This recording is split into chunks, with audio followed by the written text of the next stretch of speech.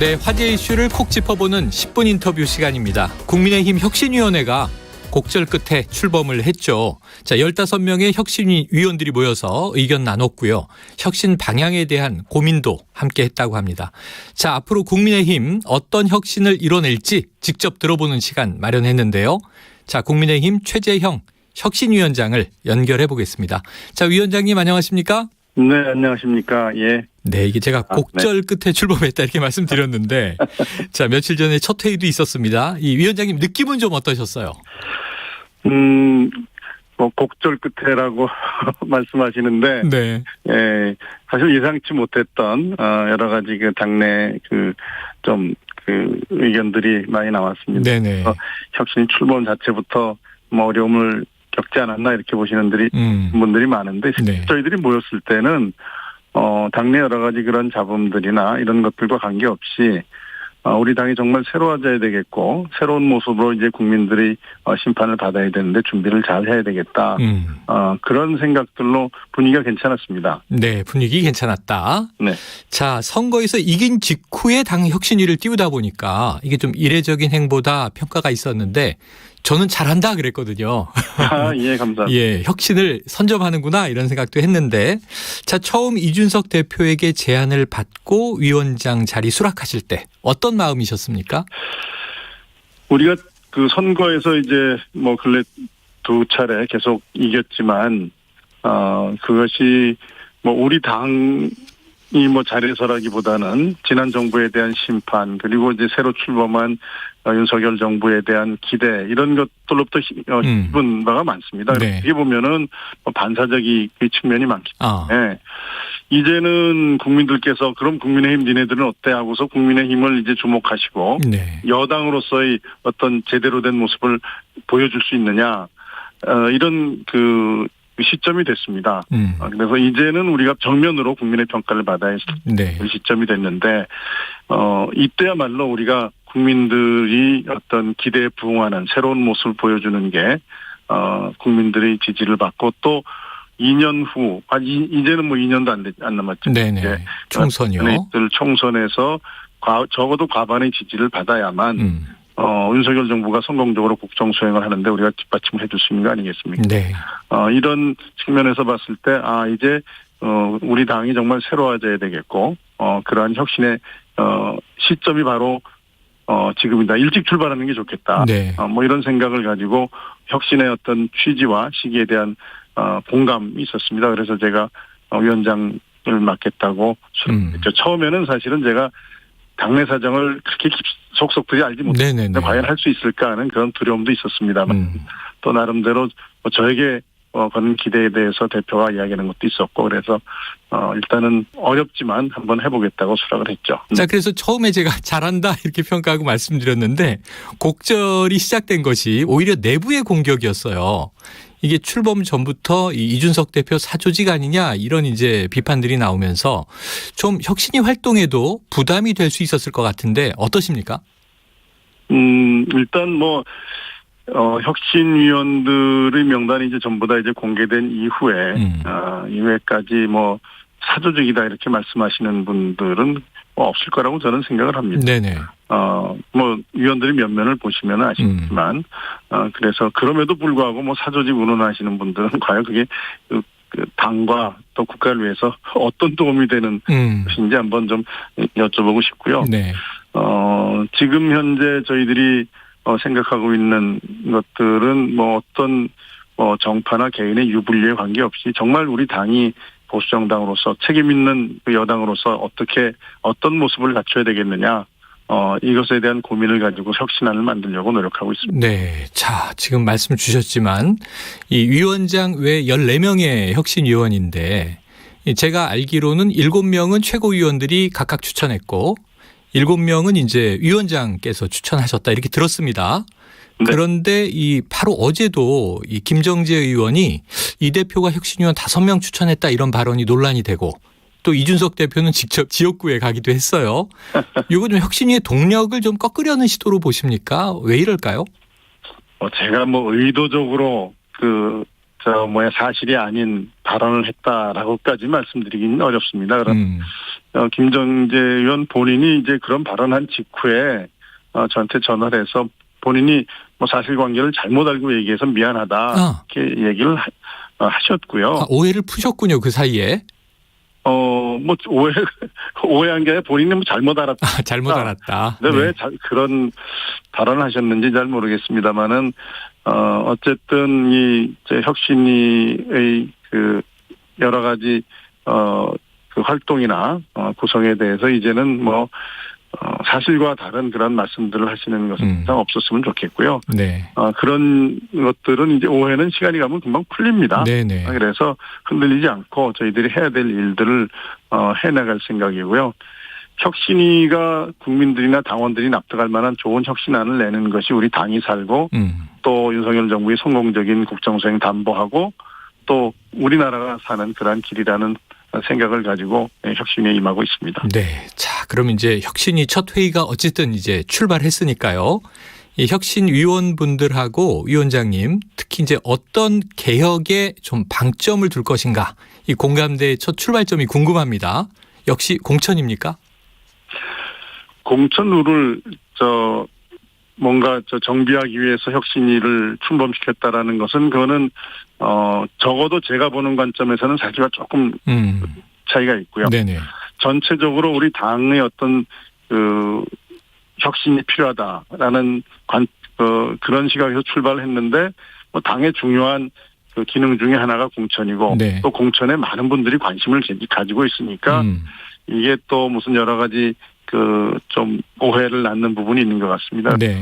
앞으로 이제 어떤 식의 그 혁신안이 나올지는 저도 사실은 잘 모릅니다. 회의에서 우리 혁신위원들이 의견을 수렴해서 당원들과 국민이 공감할 수 있는 안을 마련해낼 텐데요. 네. 공천과 관련해서도 특정 개인이나 정파의 유불리를 떠나서 국민들이 공감할 수 있는 그러한 룰이 있다면은 그 정도 선에서 우리가 이 공천을 논할 겁니다. 그래서 네. 공천이 중요하긴 하지만 공천에 관한 그 혁신 그것이 우리 혁신 출발의 어떤 그 원인이다라는 것 조금 그 사실과는 거리가 있는 그러한 견해라고 생각합니다. 자, 그런데도 역시 언론의 관심은 역시 공천 룰입니다. 근데 또 이게 중요하지 않지는 않은 것이 그렇습니다. 워낙 많은 정치인들이 다 국민 바라보지 않고 공천권자만 바라본다 이런 얘기를 워낙 오래 해왔으니까요. 네. 국민 눈높이에 맞는 공천 룰도 필요한 시점이 이제 지난 건 맞는데 혹시 이 부분에서 조금 이거는 좀 바꿔야 되겠다 하고 지금 생각하시는 대목도 있으신가요? 일단 공천이 어떤 객관적으로 설명할 수 있는 그러한 자료들에 의해서 이루어져야 되겠다는 생각은 가지고 있고요. 네. 쉽게 말하면 이런 겁니다.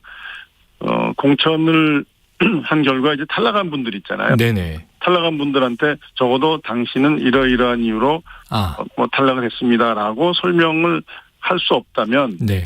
이런 분들이 또 납득을 못하면 또 탈당해서 무소속 나오고 적어도 우리 당의 표를 갉아먹거나 이런 일들이 생기잖아요. 네. 그래서 적어도 공천을 받은 분이나 안 받은 분이나 100% 납득할 수 있는 어떻게 만들 수 있겠습니까만은 적어도 설명할 수 있는 그러한 자료는 가지고 우리가 공천을 하는 것이 좋지 않나. 그 정도 생각을 가지고 있습니다만은 어느 부분에 대해서 어느 정도까지 이 공천을 우리가 세팅을 한다든지 정비한다든지에 대해서는 열려 있는 상태입니다. 알겠습니다. 자, 당락의 기준을 당사자들이 이해할 수 있는 정도는 돼야 되지 않느냐. 자, 최근에 이 조혜진 부위원장 맡고 계시잖아요. 조혜진 의원이 한 인터뷰를 보니까 동일 지역구에서 3선 이상 연임을 금지하는 것은 필요한 조치다.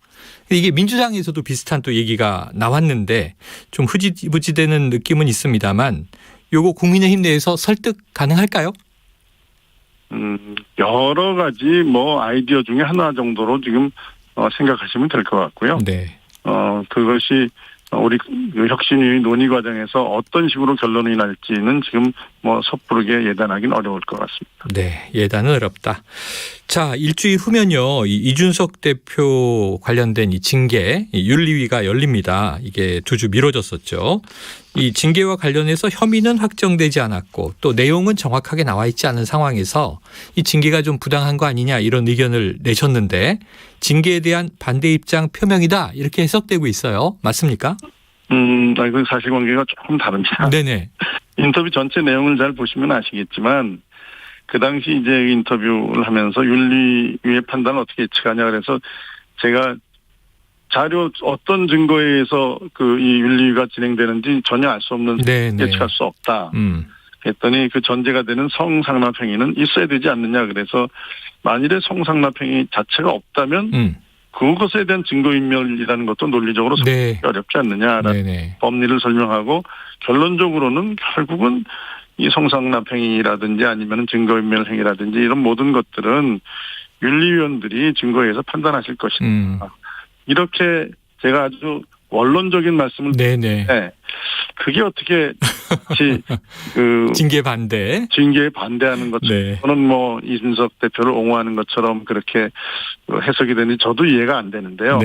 아마 그렇게 말씀하시는 분들은 이준석 대표 징계해야 되는데 증거가 타고나면 넌 왜 징계한다는 말을 하지? 이런 생각으로 그렇게 말씀하시는 거 아닌가.